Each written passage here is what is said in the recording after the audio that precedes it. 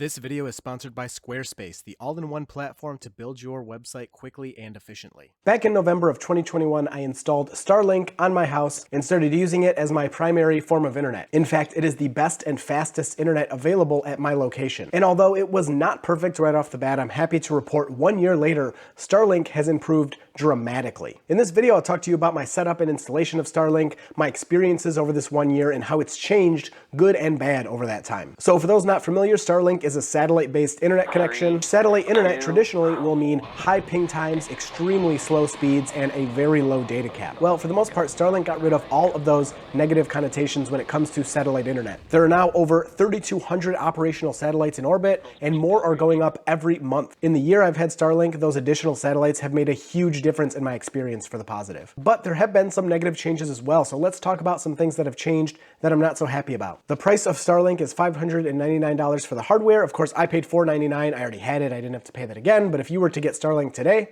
it's $599 for all the hardware. If you're living rural like I am, all things considered, it's really not the most expensive option. And for the internet you're getting, it is definitely worth it. The hardware is nice, dead simple to install, and very reliable. Now, the big bummer is it used to cost $99 a month. It now costs $110 per month. Now, an additional $11 might not seem that bad. And when you put it that way, I guess it's not the end of the world, especially considering all of inflation and supply chain and all the other excuses you want to throw. But seeing $110 a month just looks so much worse than seeing $99 per month. Another big bummer, there is now a soft data cap. Starlink used to have no limits for internet usage. Now you are soft capped at 1 terabyte per month. This is Starlink's new fair use policy, and for me and my family, it does not affect us at all. But data used between 11 p.m. and 7 a.m. does not count towards this access. But if you do pass that 1 terabyte, you may be slowed down during times where the network is congested. Some other changes I've made to my Starlink since installation, I started with the short wall mount, but I found that it just put the satellite too close to my roof, even in the highest position I could put it. And during the winter when snow falls, the dish will heat itself to get all the snow off of there, which creates icicles, which doesn't really affect the performance.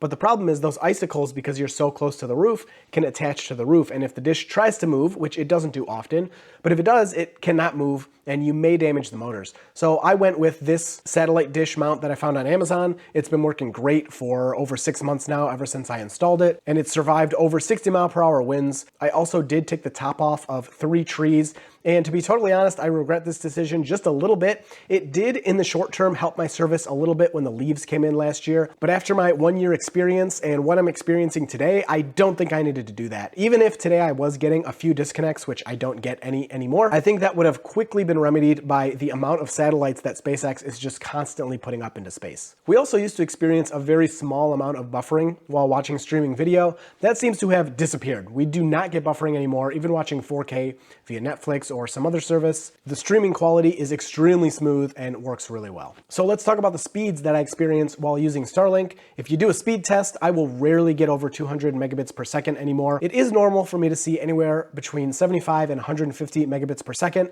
The speed will change depending on where the satellites are up in the sky. It does dip down to the 50s sometimes, but for the most part, it's usually over 100 anytime I do a quick speed test. Upload will peak around 30 megabits per second. I think I've seen that maybe one time, but for the most part, it sticks around 10 to 20 megabits per second. Sometimes it'll hang around 25, but yeah, upload speeds are nothing to brag about, really. They are slightly better and more consistently higher than they used to be, but still uploading large files or big YouTube videos takes me quite a long time. Now, if you are using Starlink or planning to use Starlink, with this brand new, fast, stable internet access, you are definitely going to want to start building websites. And for that, you can use today's video sponsor, Squarespace. Squarespace has all the tools you need to build the best website you can think of. They have great templates that look amazing, will keep your website looking unique, but also not make you spend a ton of time designing your website to get it where you want. Using the analytics on Squarespace, you'll see exactly what your visitors need, what they're looking at, and what they want, so you can serve up better web content for them. So to start designing your awesome website today, head to squarespace.com/dirtytesla to save 10% off your first purchase of a website or domain using code DIRTYTESLA. Thank you again to Squarespace for sponsoring this video. So any negatives I've had with the system, this was a much longer list before, and this is pretty much turned into nothing. Connectivity on Starlink is spotless. I never used to see this page on my Starlink app where it just said, hey, Dishy, you're doing a great job, keep it up. I would always have a few disconnects per 12-hour session, usually one or more per hour of these small, maybe 5 to 10 second disconnections. But these days it's normal to check the app and see no disconnections for the past 12 hours. And that's the experience as well. Not just what you see in the app, it's just using the internet, using Starlink these days versus maybe 7 or 8 months ago is so much more consistently connected than it used to be. Pretty much my only negatives at this point are extreme precipitation will give you disconnects. This is just physics. I don't think there's anything SpaceX can do about it, but it does seem to be better than it used to be. But lately, even during normal to light rain, you will get 0 disconnects. And I was actually really surprised by that. I thought a steady stream of rain all day would at least lead to, a disconnect, a drop here or there. But all day I was checking my app, it was raining the entire day, and I was like, I'm gonna catch something, and nope. The whole day I kept checking, no disconnects that entire time. Again, it was a kind of light, moderate rain, but I was still very impressed by that. Now in my speed test during that, it did lead to slightly slower speeds. I was seeing anywhere from 30 to 50 megabits per second. But again, keep in mind, the internet I had before Starlink was capping at 30.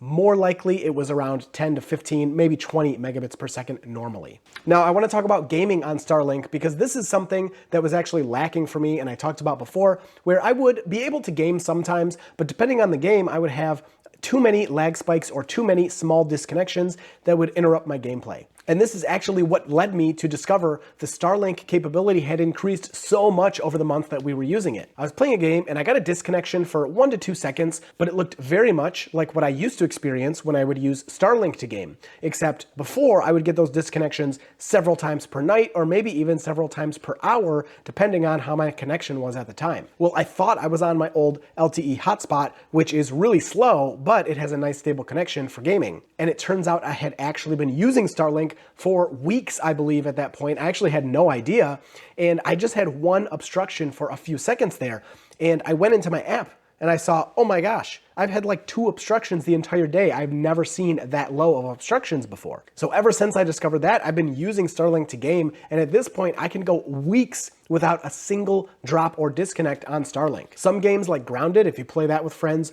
are extremely sensitive to these disconnects. And if you even disconnect for 1 second, you'll get booted out of the game. No big deal, it auto-saves, so you just rejoin the game and keep playing. But I do spend a few hours on the weekends playing games at night, and I can go weeks of no disconnects now. It is so exciting. And I finally have the confidence to ditch that old internet that I used to keep as a backup. So at this point, I would say gaming on Starlink is excellent. Besides higher average ping times, I don't think you'd find much of a difference between a fiber connection when you're using Starlink. Now, don't get me wrong, my resting ping on Starlink will usually be somewhere around 60 milliseconds, which is an improvement from what it used to be.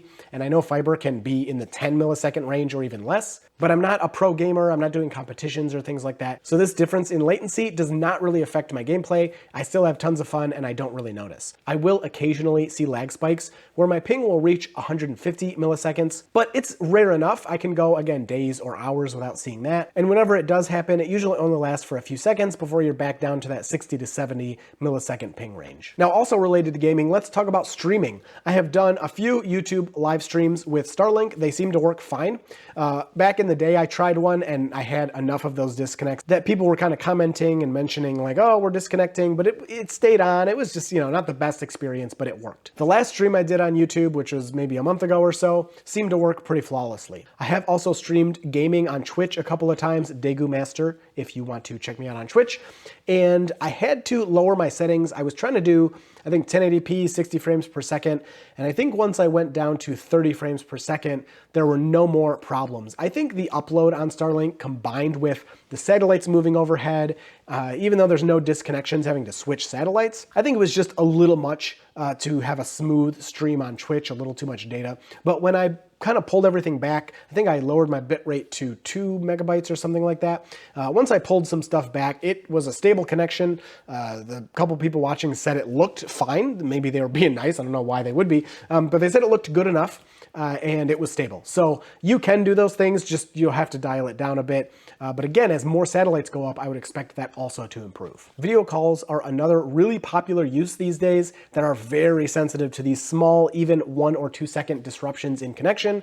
And I'm happy to report video calls are excellent. When I do video calls via Google Duo, I pretty much never disconnect. And if I do, the good thing is the app doesn't kick you. You'll just see a little lag for a second, a little disconnect, and then the conversation will continue. But again, I can do tons of these video calls. Also Zoom I use all the time, and I will have no problems at all. Nobody would ever know or guess that I'm on a satellite connection. I hope you can tell how excited I am about this, because while Starlink, again, was the best internet I could get even, 8 or 9 months ago, it is so much vastly improved over the full year that I've had it.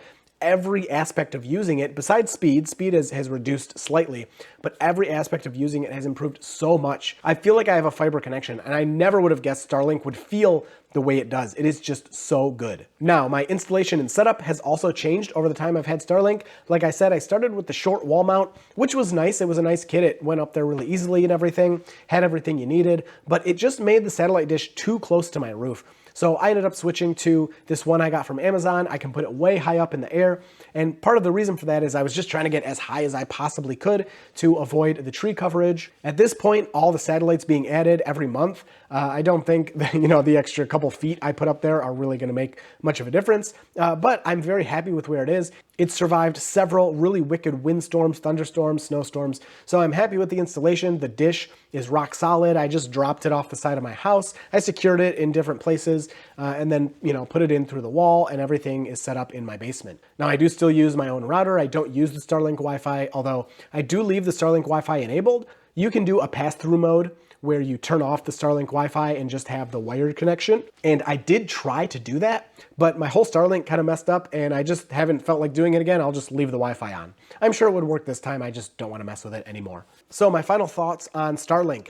It is awesome. I am so much happier with it at this point than I thought I was going to be. I mean, I was happy with it before and it was working really well, better than any other option we've ever used, but the disconnects were there and most things it didn't matter. But gaming was a bit of a disappointment that is now fixed, and video calls and other kind of things where you need to stay constantly connected, those are pretty much flawless now. I still don't think I would cancel a fiber connection to get Starlink. I think that's pretty silly. Now, maybe if your fiber connection is like $200 a month and Starlink is $110 a month, maybe, it would be worth checking out. But it'd be pretty hard to beat a fiber connection with a satellite-based internet connection, especially once you start talking about any type of weather. But overall, the people that need Starlink and want to use it, you know who you are. I think you're going to be extremely happy. I mean, 6 or 9 months ago, you would have been really happy with it, but now it's such a stable, reliable connection. It's hard to put into words without kind of experiencing a choppy connection and then having this. It's like night and day. It's awesome. So overall, I hope you enjoyed this video. If you have any questions, please leave those down below. I'd love to answer those for you, and you will see me in the next video.